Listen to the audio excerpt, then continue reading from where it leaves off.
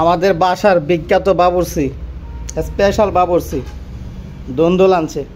এই যে দুন্দুল, দুন্দুল বাজি করছে, দুন্দুল বাজি। হ্যাঁ, এই যে ভালো করে দেখেন আপনারা, এই যে দুন্দুল বাজি, দুন্দুল বাজি মানে এটা দুন্দুল বাজি নাকি দুন্দুল তরকারি আপনারা ডিসাইড করেন, আপনারা কমেন্ট করে জানাই দেন। এই যে এটা দুন্দুল বাজি বলে নাকি এটা তরকারি বলে।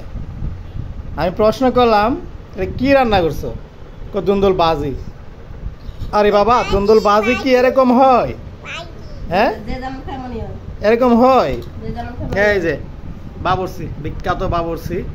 বাবুর্চি বলতেছে যে যেমন খায় এরকমই হয় নাকি। মানুষে কি, বাংলার মানুষে কি দুন্দুল কি বাজি করলে কি অর্ধেক পানি থাকে? আমার জীবনে প্রথম দেখলাম।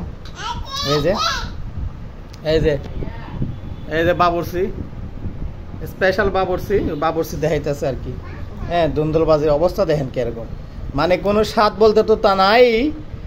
একটা কানা বেড়াও যদি রান্না করে, একটা জ্ঞান বুদ্ধিহীন মানুষও যদি রান্না করে, এটা লয়ে জায়গায় লয়ে জায়গা রান্না করে, তারপরও এর বিবেকটা দিয়ে আরো গর্জেস ভাবে এটা করবো। এটা আমি কাল করছি, তোর লগে করছি, বুঝছস? এটা আমি কাল লগে করছি। এটা তো আমার তেল হিসেবে লাগাইতে বল। হ্যাঁ, 1 লাখ খাওয়ানো লাগে করছে। 1 লাখ ঘরের মাঝে 3-4 জন, হ্যাঁ খাওয়ানো লাগে 1 লাখ করে, 1 লাখ করে। এই যে 1 লাখ করছে, কারণ আমার এটা স্পেশাল বাবুর্চি। বাবুর্চি দেখেন, খাবার খাইতে পারি না, বুঝছস না? আমার রুচি মতো খাবার খাইতে পারি তো লগে। এইলার হলো রুচি, রুচির খাওয়ান দেহ, রুচির খাওয়ান দেখাইছি আজকে আপনাদের। এখন আবার দেখাবো না রুচির খাওয়ান কি রান্না করে, কি অবস্থা খাওয়ানের দেহ না। ওইটাই তো দুন্দুল, দুন্দুল বাজি। মানুষের রুচি এত নিচে আসে আমি জানি না। দুন্দুল বাজি করে অর্ধেক পানি দেয়া, অর্ধেক পানি থাকা অবস্থায় দুন্দুল বাজি বলে এটাকে।